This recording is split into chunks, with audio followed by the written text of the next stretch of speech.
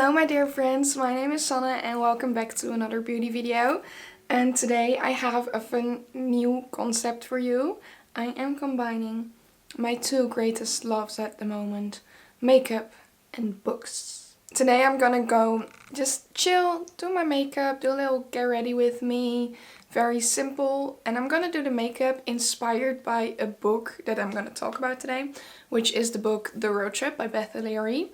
I read this over the course of last month and I have some thoughts on it, so I thought why not make like a dedicated video about it. I thought it would be fun. I got this idea like kinda a while back already because I was explaining a book to my friends, like I was doing a really chaotic summary of everything that happened and they were so entertained and they were like, oh, you should do that for videos. I was like, maybe I can. Maybe I will. That's what we're doing today. I'm gonna just get ready, do my makeup, but also give a very chaotic overview of this book and all my opinions on it because I have quite a few. We're just gonna chill and have a good time. And this is probably gonna be a long video because I have written out all my thoughts. I have my laptop right here with me so I'm not forgetting anything. And I have a lot of thoughts. Like, I think I wrote approximately 2,000 words, maybe more, so this can be a very long video. I'm not sure how long it's gonna be yet, so be prepared, get yourself a nice drink, get comfy and just chill with me and let's talk about this book, shall we? I'm first gonna quickly give you a very short, spoiler-free summary and opinion, because then you can decide if you want to keep watching this video, because there are gonna be a lot of spoilers in this video. I am gonna give a summary of the entire book, like this is gonna be a chaotic Spark Notes summary. I'm gonna give every detail that stood out to me and give all my opinions, so it's gonna be spoilers all around. So I'll first give a very quick spoiler-free summary for you. So this book is The Roadtrip by Beth O'leary. I don't have it with me currently, but it's this.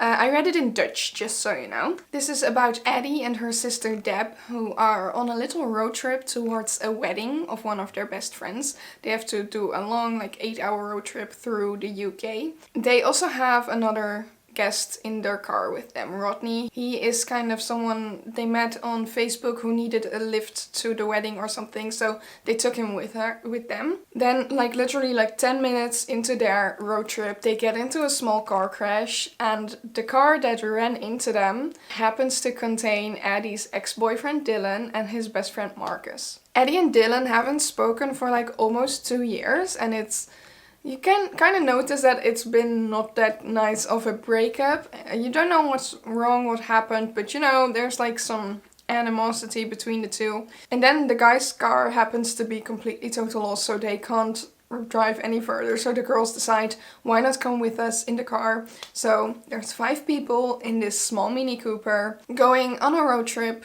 an 8-hour long road trip towards a wedding.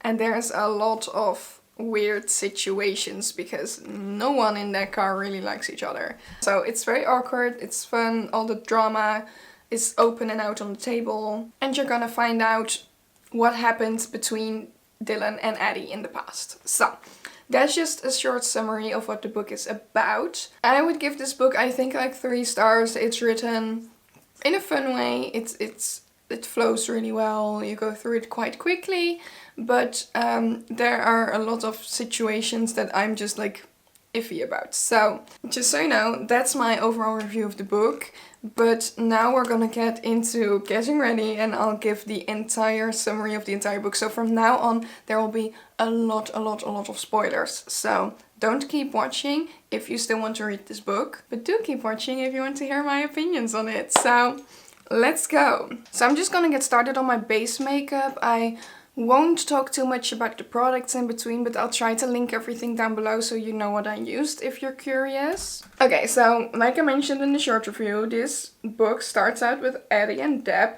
and they're on their way to their best friend Cherry's wedding. Cherry comes back a lot in the story as well, so that's why I mention her name. They have to go on an 8-hour road trip and of course everything goes wrong. They get in a little car crash and they have Rodney with them. Rodney is an interesting character. Rodney is a bit of like an awkward, socially inept person, I guess, which is brought up a lot in the story, which, first opinion, I don't really like, because he is like constantly being made fun of just because he's like a socially awkward person, and he is kind of the butt of the joke in a lot of situations. And I feel like, why bully a man just because he's a bit socially awkward, you know? He's a bit weird. Let him be. About 10 minutes into their road trip or something, I don't think they've even left their town, they get into a small car crash. They have to brake and the car behind them doesn't brake on time and runs into them. And of course that car just happens to be the car of Dylan and Marcus. Dylan is Eddie's ex-boyfriend. They haven't spoken for 2 years and their breakup was intense. And throughout the book you quietly find out why they broke up. It's really like build up to that point. And Marcus is Dylan's best friend, but Eddie and Deb both don't like Marcus, and I don't like Marcus either. He's a total dickhead. I don't like him. He gets some sort of redemption in the end, but I still don't like him. But I'll explain why later. The car the guys drove in is total loss, so the girls decide to take them with them because they are going to the same wedding anyway. So why not drive together? That's what Deb is thinking, but I don't know if that was the right decision for Addie, since she has to spend 8 hours in the car with a man she hates and a man she used to date. Which I can imagine isn't the best situation, but you know. They go on their road trip, and Marcus, he immediately starts out being a dick. Just saying. I just don't like Marcus at all. So he kind of just, as soon as they're in the car together, he goes out to like keep saying mean things to Eddie. But that is kind of justified because he thinks Eddie really hurt Dylan during the breakup. And Dylan was like heartbroken about that, so he's sticking up for his best friend. So he feels the need to keep telling Eddie like, you're such a bitch, you know. I don't think she said bitch, but you're just, you hurt my boy, you know?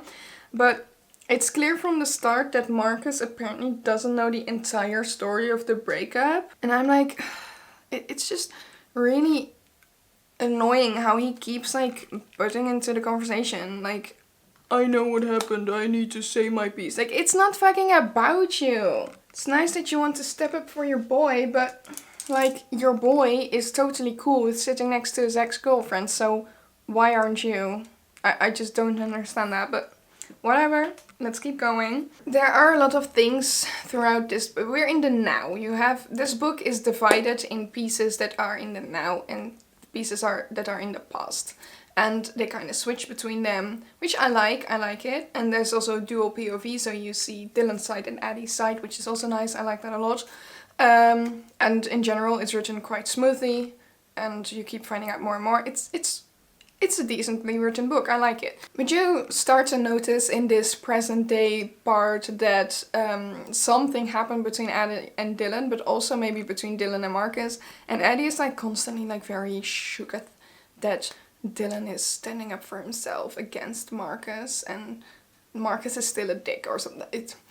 She's like, oh, Dylan seems to have changed. And I'm like, I don't think he changed that much, but we'll get to that later. Anyway, that's kind of what's going on in the present. And then we kind of just flash back to summer, I think 3 years ago. And that's the summer Eddie and Deb were hired by Cherry's family to be concierges or be caretakers at a villa they owned in France. So it's just a big ginormous villa. Lots of rich people stay there, and Eddie and Deb stayed in the basement of the house, and they just took care of the house and took care of the guests and whatever. And then it starts off with them noticing that there should have been a family there, but there's only one person there. So Deb decides, I still want to like explore France, so I'm leaving. If you're good taking care of this person on your own, I'll leave. So Deb leaves. And Eddie is left with this one person. And of course, this person happens to be Dylan. So this is how they meet. And they kind of like immediately hit it off, but Eddie, it's a bit of a weird dynamic, I think, because Eddie just kind of, like, you know, keeps him a tiny bit at bay, and then suddenly she's like, oh, but he's kind of hot though. And then she just starts flirting with him and being all sexy and stuff, and like, good on you, girl, you know, like, do your thing. But it kind of switched real quick in my brain. But they, you know, like teasing each other a tiny bit, whatever. And this is an issue that I kind of had, like, lots of these teasing scenes are like very written out and very like, oh gosh, that's sexy, you know? I like that. You know, they keep teasing each other. Dylan's uncle Terry also comes over to the villa, which wasn't really planned. So now it's the two of them, and Dylan is like sad because he still hasn't had sex with Eddie and he wants to have sex with Eddie. And now they're not alone anymore, so they can't. Something like that. So, you know, you keep having these like teasing moments because they can't have sex yet because Uncle Terry is there. And then in the end they do end up hooking up. But then, like, that scene is over so quick. Like, all the teasing scenes and the scenes working up to that. And it's like really written out and really like building up the tension between them. And it's really nice. There's like some really fun scenes, like very summery, like them driving through French vineyards together. And it's, you know, cute and sexy and nice. And it's like, you know, it's nice. I was like, oh, this is nice. And then when they finally do end up hooking up, it's like, and then we had sex. Period. And it's like over within 3 sentences. And I was just so confused because all these scenes before that were just so detailed and so building up to this moment they were gonna have sex. And then it's like, oh, and then we had sex and it was great. It's a bit sad, but you know, whatever. But yeah, they're kind of having the summer of their lives together. Uncle Terry is there. Dylan kind of hangs out with them during the day, and then during the evenings he hangs out with Eddie, and they're really having the summer of their lives, and Eddie is living her best life. You know, it's kind of cozy and great and fun, and I liked it. But then, like, right when they're having the summer of their lives and they're doing great, Marcus shows up. Great. I hate Marcus. And the reason he shows up is because Dylan and Marcus were actually going on like a Europe trip together. Both their parents are freaking rich, by the way, so they're really like posh rich boys, you know. They were on like a Europe trip together during the summer to kind of learn about themselves, whatever. And at one point, like, Dylan was gonna go away from that trip to have a family vacation at that villa, but then his dad was a dick again because his dad is a real dick, and that family vacation kind of ended up getting cancelled. But Dylan was like, I'm gonna go there anyway and I'm gonna have a good time, and my dad's gonna pay for it because he already paid for the villa and I'm just gonna stay there, so he has to pay for it, which, you know, good on him. Patty, I would have done it too. So that's why Dylan is there on his own, and that's also why Uncle Terry ended up showing up, because he was like, oh, I heard you were on your own here, so I was gonna keep you company. Also, the reason why Dylan wanted to go specifically to that place, like, in general, he went there because, you know, his dad already paid for it, whatever, but also his love interest, Grace, kind of fled there. I don't know, it's such a weird situation. It's like, Grace is like this free spirit, you know. She slept with both Marcus and Dylan, and then she kind of like went on a little trip also to Europe, and that's why they kind of went after her to search for her, because, I don't know, they thought that was enticing or something, I don't know. But yeah, that's how he ended up there. So Dylan was on a trip with Marcus already, so that's why somehow Marcus decided to just show up at the villa. So he kind of just shows up there, scares Eddie to death, and immediately starts flirting with Eddie, which Dylan isn't a big fan of. And he tells Marcus, like, this is a girl I really like. This isn't like a summer fling or something. This is a girl I really like, so I don't really appreciate you flirting with her. And Marcus is just like, sure, man. And he continues to flirt with her. At some point, Eddie like tells him, like, I'm just for Dylan. I like Dylan, and I'm not gonna be shared between the two of you, just like you did with Grace. So, just so you know. And then Marcus is like, Angie, and he stormed off, and since then he hasn't flirted with Eddie again. So Marcus shows up. So Dylan and Eddie's like very lovely, amazing, fantastical summer is kind of over because Marcus is there now. They do have a good time with the three of them, but you know, Marcus is a dick. Marcus also decides it's a good idea to just invite some other friends because you know, the villa is empty anyway. We have space. We can have a party with just our friends.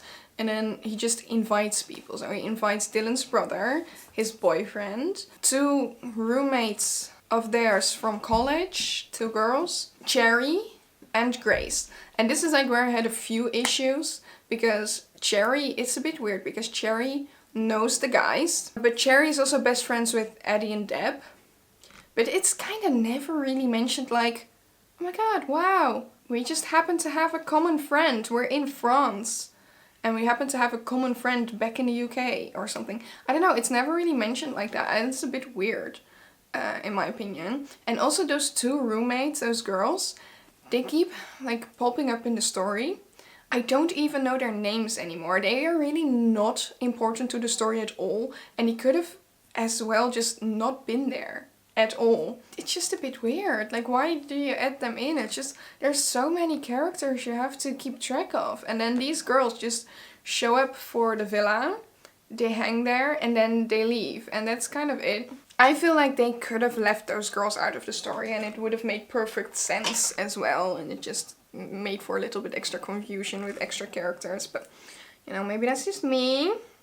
Anyway, I also don't understand why those friends, like literally, Dylan's brother has a conversation with Eddie, like, oh yeah, I noticed that we were kind of interrupting you guys' holiday together, because Dylan really likes you, and I'm sorry, but we're staying anyway. It's just so weird. Like, if I were to be invited, and I noticed that Eddie and Dylan were kind of having a vacation together, and they told me about that, and that Marcus just kind of showed up there and ruined everything, I would feel so guilty. I would go straight back to the UK. Straight back. That is so weird. Like, that you would just stay. Why would you do that? Anyway, this entire group of friends is now at the villa, hanging out with Eddie and Dylan and Marcus and Uncle Terry. And they kind of just stay for the rest of the vacation. And then we move back to the now, to the present. And during the car ride also a lot is happening, like this really isn't a smooth ride at all. At one point they are having a ginormous discussion because Marcus decides to be a dick again and just go straight into Eddie like, well, you ruined my boy's life, man. And it wasn't even like Eddie was doing anything, she was just driving. And then suddenly Marcus was like, you know, Eddie, you ruined his life. It was like the 3rd time he mentioned that. I was getting sick and tired of it. Anyway, while they were having a heated discussion, because Marcus started up things again with that. And then Deb, of course, goes into it and defends Eddie, so, you know, there's a big discussion. Their car just stops working or something, and they have to drive into the side of the road, and they realize their car is broken. So they have to call, of course, like the guys who come to repair the car. And while they're waiting there, a nice trucker shows up, Kevin. And he starts hanging out with them, and he kind of helped them find everything and make sure everything is good, because he saw them drive off the road. So Kevin is a nice guy. Deb ends up hooking up with him, which somehow Marcus gets really angry about or something, because Marcus is on like a power trip, and I feel like he needs to have, he's like, this is a girl I see, and I need to be the sexiest and I need to have sex with her, and he kind of lost to Kevin or something in that sense. And it's weird because those kinds of things do keep happening, but in the meantime it's like, but Marcus has changed. He's a better person now. And I'm like, I don't see it. I don't. But like Eddie and Dylan kind of end up talking to each other, and you do notice throughout the car ride that they definitely still have feelings for each other, and you still don't know what happened, so I still can't decide on whether I want them to go back together or not. I don't know if I need to root for them or not. I don't know. Because also, throughout this book, I start to question their relationship quite a bit, actually. So, I'm not sure if I should root for them at this point. The car people come, they fix the car, and the group of people who, you know, you notice they kind of are starting to become friends a bit, like the 5 people. It's starting to cool down a bit because they're stuck together. You start to kind of notice everyone's becoming a bit friends. Even Marcus with Rodney. Even though Marcus absolutely fucking bullies Rodney for being a socially awkward person, which I still don't like. Like, why must it always be like, oh, you don't really know how to talk to people. You're stupid. I don't understand that. Then we move back to the past again. And we're at this point where summer is over and the friend group has gone home. Eddie has gone home as well with Deb after they worked in that villa for a while. And then Dylan and Marcus continue their Europe trip. Dylan's dad is kind of mad about that because Dylan's dad was, okay, you can go on the Europe trip, fine, but you need to be back after summer and you need to start working or something, because Dylan's dad is a bit of a dick and he thinks Dylan needs to do stuff that makes him money, which, sure, of course, you're a grown man. Also, I think around this time, the people are 21, just so you know. They're like 21. Dylan has just gotten out of college and he's just taking this trip during the summer, and then he needs to get back and start working because his dad is like, you need to start working. You can work at my company if you want, but you need to start working. And Dylan is like, I don't really want to do that. I want to be a poet and I want to study more because I want to be a poet. This is more of like a personal icky thing. I just did not really like Dylan because of that, because the way he is written, his thoughts are really like, I'm a poetic man. I think poetic things. And also at some point he's kind of like a pick-me guy, like, I don't watch football or sports. I read old poets and Shakespeare, and Dylan just gave me the ick at those points. Like, when you look at Eddie's thoughts and Dylan's thoughts are like, they need to be like flowy and almost like it's poetry, but that just makes him sound pretentious in my opinion. But also, I want to mention a lovely quote here. This is during the time they were still flirting with each other in France before they had sex, and it's a great quote. I laughed my ass off when I read it. I read the Dutch version and the Dutch quote sounds even worse than the English quote. I'll give the Dutch quote first. Ik ben in haar ban. Ik ben Odysseus op het eiland van Circe. Ik ben Shakespeare's Romeo. Ik ben in het bezit van een niet aflatende erectie. Just sounds so weird. English version. She's mesmerized me. I'm Odysseus at Circe's island. I'm Shakespeare's Romeo. I'm nursing an almost permanent erection. And just, I hate it. I hate that quote. It's so funny. Just wanted to share that with you, just so you kind of know what Dylan's thoughts are like. This was also a bit weird to me, because I specifically remember it being mentioned that Marcus and Dylan were on a Europe trip. I could be wrong. I could very, very well be wrong. This could be my brain just bamboozling me. But I remember it saying a Europe trip, and then after France, they head over to Cambodia and Vietnam. And I'm like, that's not really Europe, you know. But I don't know if that's just my brain messing it up, or they really just decided to extend their Europe trip to like Asia and such. I don't know. Dylan is on a trip with Marcus still, and Dylan is very depressed because he doesn't know what to do with his life and his dad is on his ass, and he's kind of scared to go home, which I'll give that to him. That's fine. But he expects a lot from Eddie. I'm not really even sure if they're dating officially, but after those few weeks they had in the summer, Eddie has gone back, she has started her job as a teacher, and Dylan is just somewhere off in Cambodia living his best life. At least she thinks he is. And they talk like once a week, maybe, and every week Dylan's like, oh yeah, I'll come home soon. Yeah. And then he just keeps staying away, and he just expects Eddie to wait for him. And I'm like, okay, but Eddie does wait for him, which, you know, good on her if that's what you want. But I'm like, wow, you expect a lot. And Eddie puts up with a lot, because you promised to be back there soon to help her get started with her job and be there for her and start your life together because you really like each other. And then he just stays away. Like, for months. Not even like weeks, for months. I think he gets back like maybe 2 weeks before Christmas or something. It's 4 months. And I'm like, were they even dating it? They barely spoke in that time. And if I were Eddie, I would have been so fed up at that point. But she just took all of it like a champ. And she was like, sure, you do your thing. It's important to you. But like, she did like kind of just kept on living, like hanging out with friends, doing her thing, starting her job, which is also good. Like, she didn't wait properly, but she did wait in the sense that she didn't want to flirt or date with anyone else. Even though they weren't really officially dating, and she really, really missed him and loved him, but he barely even spoke to her. So, I don't know. She put up with a lot. It's a bit weird. Dylan finally gets back and he has agreed with Deb to surprise Eddie in a bar.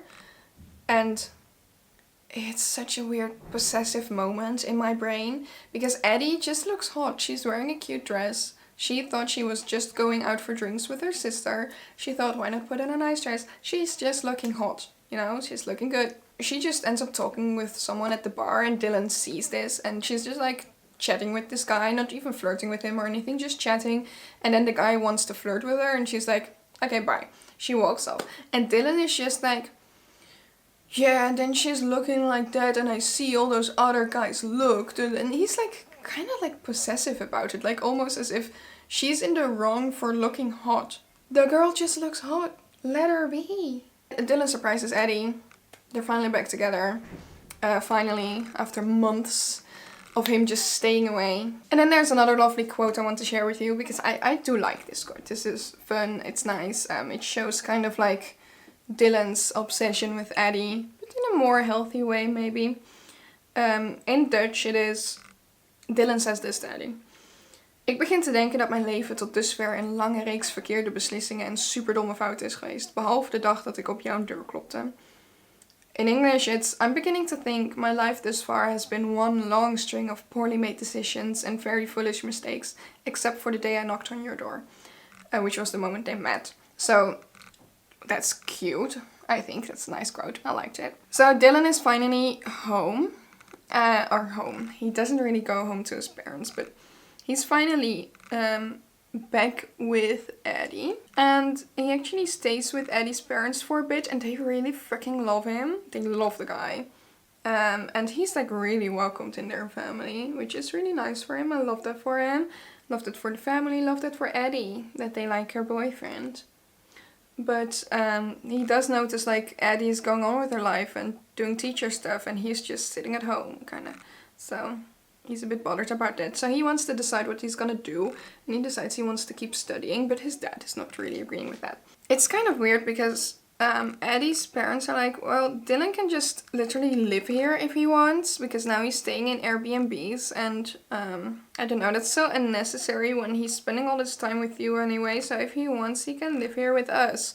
Eddie's very excited about that. She tells Dylan, and Dylan's like, oh, that's great, I'd love to. I'll be staying with you.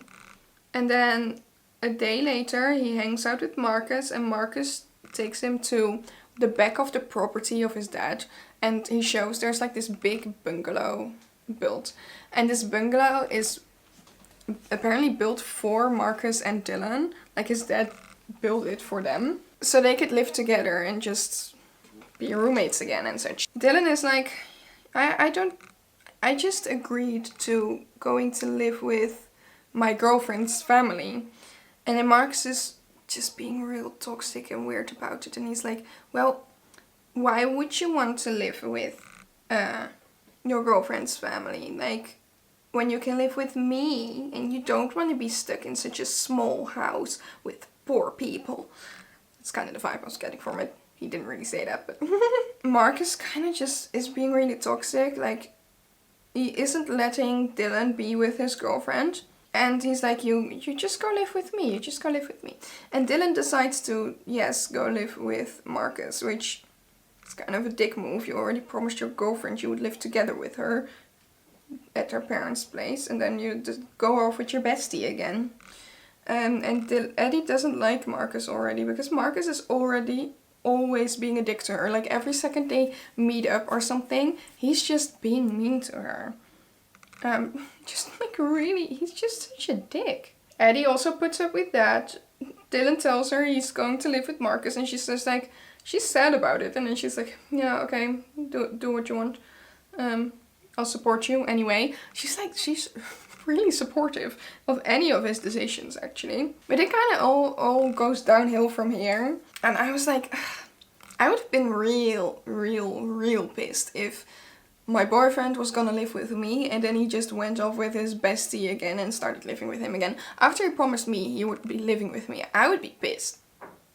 I look ridiculous right now, I'm sorry. But I would be pissed as hell. We're going back to the present for a tiny bit again. So now the car is stuck in traffic. This is kind of a funny situation actually. They're stuck in traffic and Deb really needs to pee. So she goes out and she's like, I'll pee in the bushes over here. And then suddenly traffic starts to pick up again and they start driving like 50 kilometers an hour. And Deb is just in the side of the road peeing. And they're gone. So, and they can't just stand still there. And it was right at like, the traffic was there because there was road work. Road work ahead, I sure hope it does. And that's also why like the side of the road was blocked off, so they couldn't like park their car there or anything. They just had to leave that there. And then they just took the next turn off. And then it turned out it was like over an hour of a walk from where they left Deb. And it was kind of funny. So they all kind of went out to look for Deb. And they left their car at a road hotel. So they went looking for her, and it's a funny situation. Addie ends up in the ER because she fell and sprained her wrist. Which, these are things I did like a lot throughout this book. Especially towards the end, you start noticing it more and more. The moment when you go from like the past to the present or other way around is always like a sort of overlapping moment. Like as soon as Addie is in the ER and she calls Dylan like, I'm in the ER, then it flips to the past to the moment Dylan was in the ER. And at one point Addie is throwing up and it flips back to the past to a moment Marcus was throwing up, and that's where the story goes on. So it kind of like, it finds these overlapping points and that's where the story continues, which I think is really interesting. It's very well done and I started noticing it more and more towards the end, and it was just a really fun like extra thing. So we're back in the past again and Marcus is going really downhill. Like he's drinking a lot, only partying, taking drugs, he's doing escort services to pay for all of this, which of course isn't good and I feel for him, but also he's really toxic. Marcus is just such a toxic character. And he uses this abuse problem of him as a way to manipulate Dylan. Because every time Dylan has something planned with Addie, like a trip or anything, something fun, those are the moments Marcus goes out and gets wasted and Dylan has to pick him up somewhere from the streets or anything and help him out. So he's literally ruining every single date or just hangout day that Dylan and Addie have. Which is really freaking terrible. And Marcus is just really toxic. And at one point, I don't remember exactly which point, but Dylan and Addie do end up living together. They rent an apartment together. Because Dylan wanted to go study again. And he agreed, like, I'll go study, you can go work, we'll live together, and it'll be fun. So that's what he does. And his dad does cut him off from the money because his dad feels like he needs to start working instead of studying more. So, and he doesn't tell Addie this, which is a bit weird in my opinion. So he starts working as well, like a side job, to get the money that he needs for college because his dad cut him off. But also he doesn't tell Addie that that's the reason he's working. He just tells her like, yeah, I just want to do, you know, with some world experience or whatever. Just odd. Like, why don't you tell your partner that you live together? You live together with her and you won't tell her your financial status. That's a bit odd in my opinion, but anyway. But yeah, Marcus starts to get more and more toxic and more controlling of Dylan. And it's really weird. I don't like it. I don't like Marcus. I hate Marcus. I've said this so many times already, but I just hate Marcus. He is starting to manipulate and gaslight Dylan so much. Like, each time he does one of his tricks again where he pulls Dylan away from a date with Eddie. Like, even at their freaking anniversary date. Like, in the summer, they were dating for a year. Or like a year since the day they met or something. It's their anniversary date. They're on a date together finally. And Marcus calls up in all states because he is drunk again or whatever. And Dylan just runs out to save him and leaves Eddie to pay the bill, which was very freaking expensive. She just goes home. She walks home quietly. She's really sad about it. She lost all that money to the dinner that she didn't have, and her boyfriend just left her there for his best friend. And then when she gets home, she sees Dylan finally gets home as well, and he's like all disheveled and he smells like vomit because he had to help Marcus, and Marcus was just living in, like, this place looked like an episode of Hoarders, you know, and he was living in vomit and whatever, and it was all just gross. And then Eddie is again like, oh, just very compassionate, like, I understand that you have to help him, I just don't like that he's pulling you away from me. And then Marcus has manipulated and gaslighted Dylan. So Dylan is like, yeah, Marcus told me you'd say something like that. Marcus told me you would want me to spend no time with my best friend. Marcus told me you would want me to pull me away from my best friend. It's like, that's not what's happening, it's the other way around. And Dylan just did not see it, and I was getting frustrating. And I don't know how Eddie still put up with that, to be honest. Dylan just clearly prioritizes Marcus over Eddie, which it's so clear. And Eddie is upset by that, which is just so understandable. Like, of course you'd be upset by that if your boyfriend keeps prioritizing someone else over you. That's weird. And I understand why she would be upset. This is kind of like the entire dynamic throughout this relationship. Mind you, they've been dating for a year, and for like 5 or 6 months of that, they have barely even spoken because he was in Vietnam or in Cambodia doing all sorts of stuff. So it's a really weird dynamic. They kind of were like only like together dating for like half a year, and he is clearly prioritizing Marcus over her. She's upset, and he just kind of like talks her down, like, you don't have the right to be upset because Marcus is in a rough place and he needs my help, and Marcus told me you would not want me to spend any time with him, whatever you would. Marcus told me you would pull me away from him. I don't know, it just keeps on going and I'm just getting so sick and tired of it. It's not like Eddie is perfect, she also has like a few jealous tendencies and such, but in a lot of these instances, I feel like she's very, very justified in how she is feeling. Because it is clear Marcus is manipulating Dylan and Dylan is prioritizing him over her. So it's very obvious. This is a very good reason for her to be upset. And she does mention like she tends to start fights over small things like money, kind of to get all the frustration out from the other situation, which, okay. But like, that isn't the most healthy thing to do, but she's self-aware about it. She knows she's doing that and she's like, I shouldn't do that. I need to change that. That's not really a good character thing of me. I shouldn't be doing that. So, I don't know. I feel like Eddie is very justified in this story. And then at a certain point, Eddie does start doing things that are a bit questionable because she does get quite a lot of attention from her boss, the head of the school. And she kind of just accepts the attention. She doesn't really go into it or anything, but she accepts the attention, which it's not good. I'm not saying this is good, but I understand why. Because Dylan is not giving her any attention. Dylan is barely ever home because he works that side job and he has to study and he has to spend time with Marcus. So he barely is ever home to spend time with her, and the days that they plan to spend time together, Marcus ruins, and Dylan just goes running off to Marcus again. So she barely gets any attention from Dylan. So I get that she kind of accepts the attention from the head of the school. I get it. I'm not saying it's good, but I get it. And like sometimes she feels like she's kind of flirting back, and then she feels really, really guilty about that. So you can see that she has a lot of character flaws, but she's very self-reflective about those flaws, which Dylan isn't. Dylan just does those things, and then he's kind of complaining about how Eddie doesn't see things the same way he does, and it's a bit weird.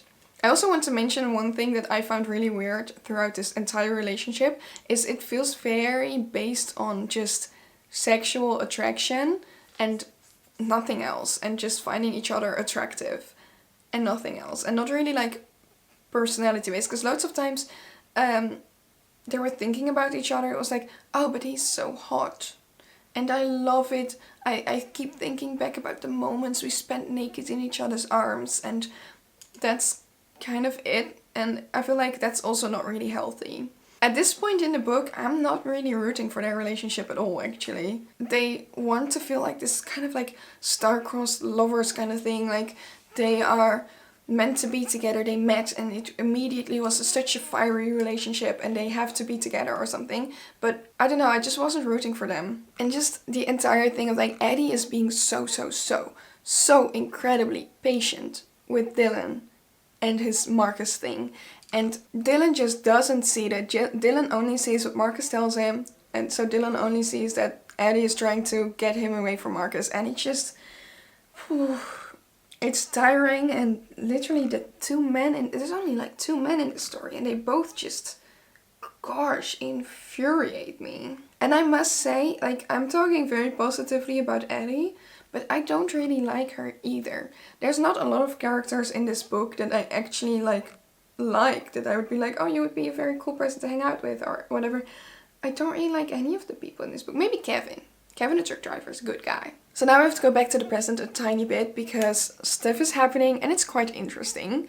And also a bit weird, in my opinion. Because they decide, they finally found Deb again. Deb was hanging out with Kevin the truck driver in a bar. And they bring her back to the hotel and they decide to stay there for the night. The only room that was left was a family room, so they sleep with 5 people in that 4-person bedroom. But they decide to just stay there for the night because they already missed the pre-wedding barbecue and whatever.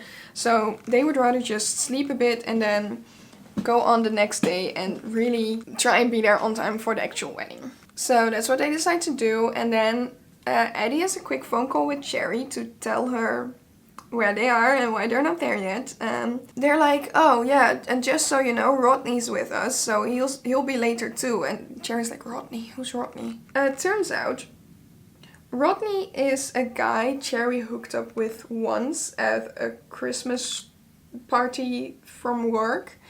And after that, he has stalked her with terrible poems and messages and whatever. And he's like, he's just a bit of a weird stalker, and he was not invited to the wedding, but he kind of decided to show up anyway. He wanted to go in there and probably like declare his love to Cherry or something. So Cherry's like, you gotta get rid of him because he can't get to my wedding and ruin it. And then during the night, Dylan and Eddie end up in the bathroom together and they just have like a sweet moment. They hug it out because they are very tired and they're also tired of just not really talking to each other and whatever, which, okay, sure.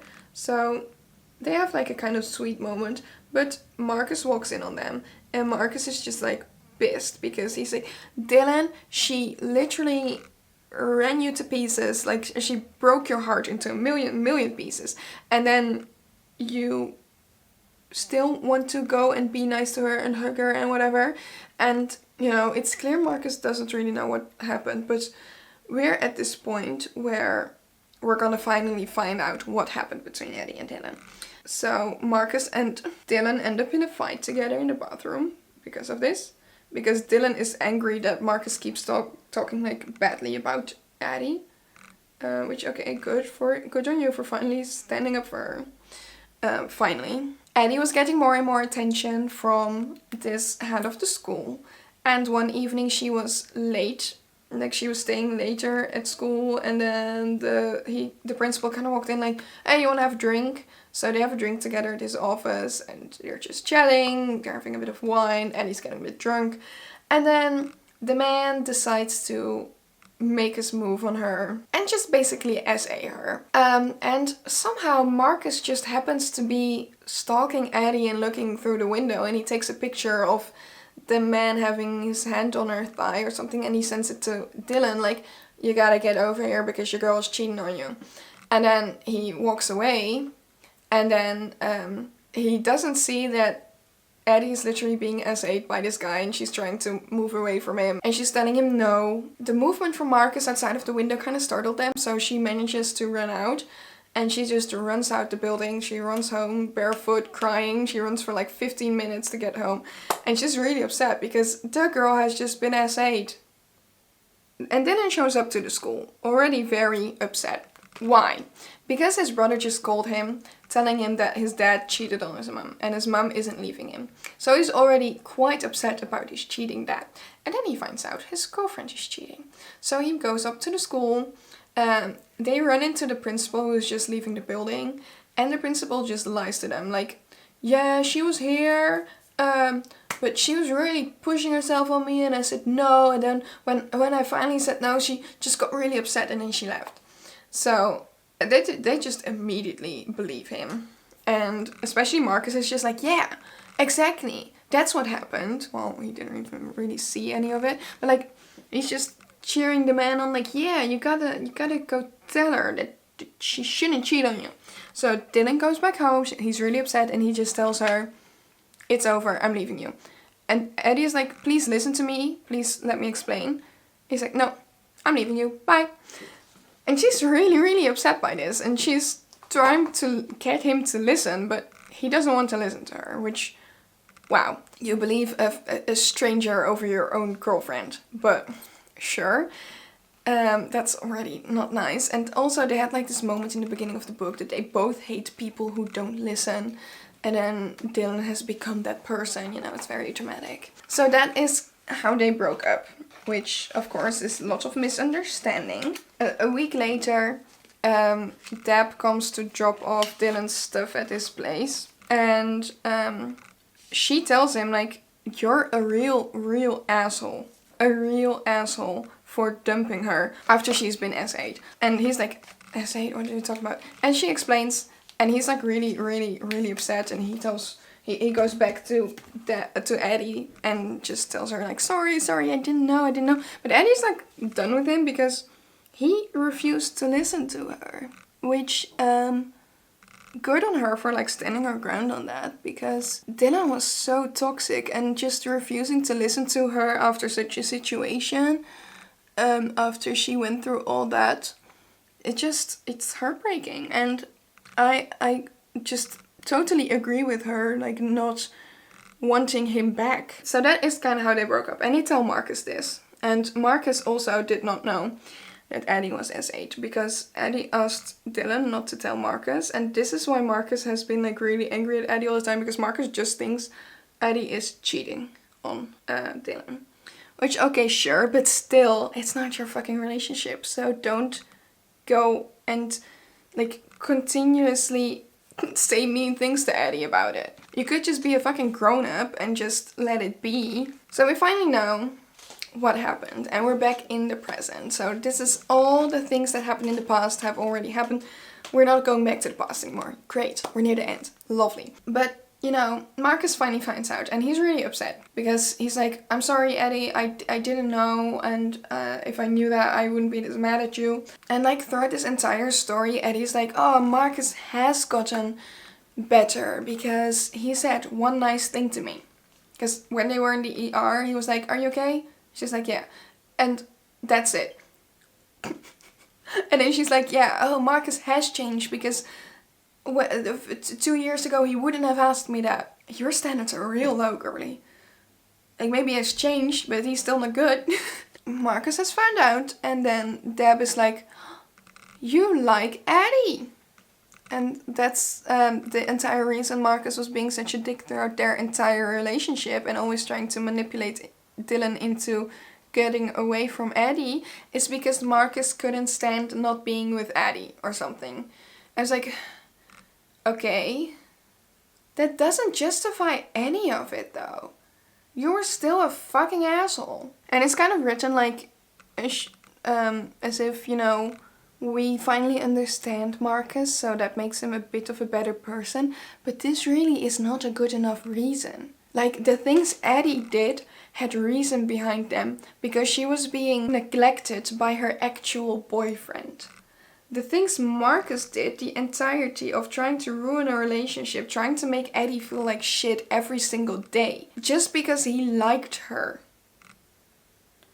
It's not a good enough reason. I'm just I'm just still not rooting for Eddie and Dylan. Like, in the present, they seem to be hanging out pretty, like, fine. They're doing pretty good together. And, like, those first 2 weeks in France, they have, like, an amazing summer romance. But everything after that is just downhill. Dylan is not good for her at all. He treats her like shit. I'll just finish up the storyline and then we can get into some final opinions that I have, because I still have some thoughts. So now all the information we needed about the relationships is all out there, so we can continue to the wedding, finally. And this is kind of a bit exciting, because they tell Rodney, you can't go to the wedding because you're not invited. And then Rodney just runs out with the car keys and takes the car and drives off to the wedding. And then they're like, oh shit. So they need to get there somehow, and they need to get to the wedding quick, because the wedding is like in like 2 hours and it's still like 1.5 hour drive or something. So they end up calling Kevin the truck driver again, because he drives fast and he gets them there fast, and he gets them to the wedding on time. And they kind of just set up a plan to catch Rodney, because he ends up going to the place where the bride gets ready to go and talk to Cherry, like, oh, you shouldn't marry him, you should marry me. And I just want to say one thing about Rodney. Of course, that's like a weird ending. He's not a great guy for doing that, but I don't like that he is being bullied and made fun of through the entire book for being socially awkward. And then in the end, it's kind of justified because he is a weird stalker. I don't know, I just don't like that, because that kind of makes it seem like all socially awkward people are like, it's fine when you bully them, because they always end up to be like some weird stalker guy or stalker person or whatever. And I don't know, it just kind of weirded me out. I didn't really like that. Anyway, they catch Rodney, they tie him to a chair, he can't ruin the wedding, they have a wonderful wedding. They do run into Dylan's dad, who he hasn't spoken to in a year, because he decided to not speak to his dad anymore, like the day he found out he cheated on his mom. So that's the same day he broke up with Eddie. Eddie and Marcus both like support him in this talk, and they tell his dad to kind of fuck off, and that's kind of it. And then later you find out that his mom decided to break up with his dad because she couldn't handle the cheating anymore. So that's good on her, go girly. And then it's kind of like, oh, happy ending, everyone is together. Grace is there again, and it turns out Grace always had a crush on Marcus, and they kind of start talking. So it's kind of implied that Grace might end up with Marcus, and Marcus can move away from Eddie or something. Uncle Terry and Kevin the truck driver are great friends now. Oh, it also turns out that both Dylan and Marcus have not spoken for a year, because they both went into therapy, and their therapist said it wouldn't be a good idea for them to continue their friendship for a while, because it was a really toxic friendship, and it really was. It was a very, very toxic friendship. So they haven't spoken in a while, and this was like the first time they were back together again. And Eddie finds this out, and she's like, oh, you both bettered yourself. You're better people now. Great. And then of course Eddie and Dylan at the end are like kind of together again, and they're gonna start dating again. And that's the book. That is the story of the book. I still have some opinions to share, because yeah. In general, this was a fun book. It was very summery, it was very well paced, fun things happened, it was very chaotic, I like that. It was just a fun book. So I'll give it 3 stars just because it was really fun to read, but I just was not rooting for their relationship at all. And I feel like with a book like this, you want it to be like, you want the person to read it to root for them and to want them to be together. And I still don't know if they should be together in the end. Because this entire relationship, and then especially how it is portrayed in the now, it is kind of portrayed as they were still young and they didn't know what they were doing, and that's why it ran this way. And now they're back together again. They have both grown a lot, grown up a lot, and they're way more mature, and now they can finally be together properly. But I feel like, you know, Dylan did say sorry for all the things he did during the relationship, so that's good. But I don't know if 1 year of therapy is gonna change a man so much he is finally gonna see you as a proper relationship instead of just a kind of a hot possession that you can have sex with and then throw to the side because your best friend needs you. I don't know how much, I can't see that many changes in Dylan yet for me to decide like he's a good enough person to try the relationship again. He does stand up for himself against Marcus, which is good, which shows he probably won't be manipulated by Marcus again, but that still doesn't mean he's a great person. And I also, the thing, like, it is constantly said, like, they were still young. These people were 21. I'm 22. I was 21 last year. And loads of things that happened in this relationship, I would not have done it that way. Because it is more, like, they handled this relationship as if they were 16-year-olds. And Eddie was a lot more mature than that. Eddie just let everything happen. She let Dylan do his thing. She gave him all the space he needed. She was a lot more mature about it than Dylan. But it's constantly written as both of them were being very childish about the relationship. And both of them were like, almost like fucking teenagers handling this relationship. And I'm like, and then we're 2 years along. And suddenly it's all better and they've grown up. I'm like, you're 23 now. It's not that big of a difference. Because, like, they really treat it as if, like, there's so much difference. Like, the early relationship was, like, 16-year-olds. And now they're 25-year-olds having a proper full-on adult relationship. That's the difference they make it out to be. Which is weird. Because I don't know a single 21-year-old who would treat their relationship like the way they treated it in the first part. And you're supposed to root for them because their relationship is amazing and they're supposed to be together. They're soulmates and whatever. And that's how this entire book is written. But also, they dated for just over a year, of which 4 to 5 months they barely even spoke. And then the rest of it was just toxicity. And I'm supposed to, like, believe that they are meant for each other. Well, it just seemed more like a nice summer fling, and then everything after that just went wrong and I would have given up. But they're like, no, they're so in love with each other. They're meant for each other. They're soulmates. And I'm like, I don't know. I don't see it actually. At the beginning of the book, you're still kind of believing like this soulmate stuff. Like, they're talking about it as if Eddie and Dylan have been dating for years before they broke up, and a perfect, amazing relationship was ruined somehow. That's kind of how it is written in the beginning. And then you find out everything about this relationship and you're like, it wasn't perfect at all. Like, not even close. It was really bad. It just felt like a bit weak. But also the kind of like heartbreak that they went through the entire relationship, especially Eddie, also wasn't written like deep enough that I'm like here like feeling it with her and being sad that her relationship that she thought was perfect was going down the drain. Mainly because it was like a summer fling and right from there on it went terrible. And it wasn't like at the beginning it was lovely and it slowly went downhill. No, because he didn't even come back for the next 4 months. And she was already like, oh, I don't know if he wants to be with me. And no shit, it doesn't seem like it. So in conclusion, Dylan was just kind of like a jealous little fuck who was manipulated so easily, and he ruined the entire relationship in my opinion. And in the end, I don't know if he's like actually gotten any better and deserves to be together with Eddie again. And I don't know, I'm just not rooting for them. I'm not sure from now on, after they've restarted their relationship, they will be good.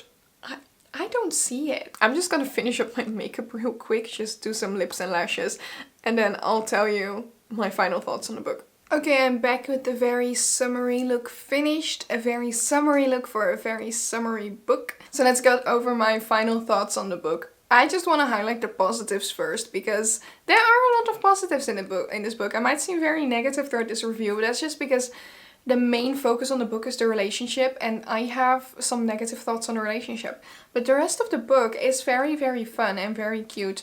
Like, the summery scenes in the beginning of their relationship in France, very, very fun. I liked that entire thing. That it's great.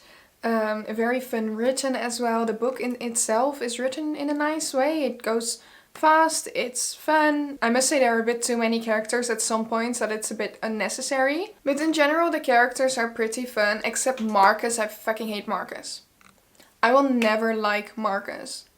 At all. Never. I'm also not the biggest fan of Dylan.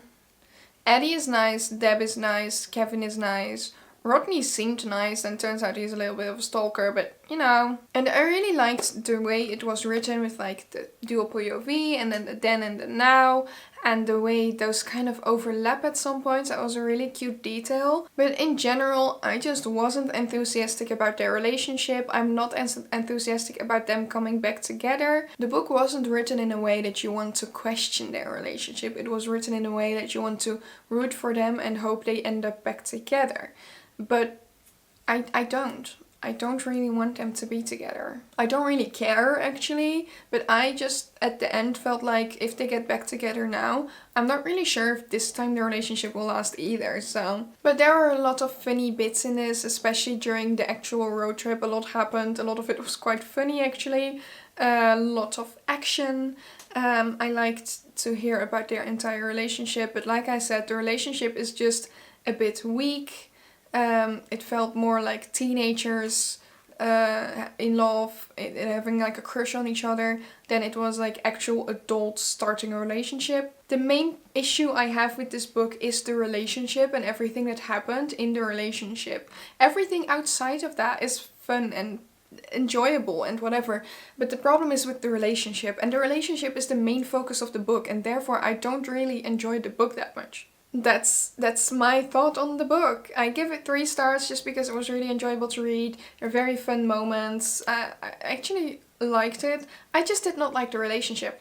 And that's kind of a bit sad since the entire book is about this relationship, but you know.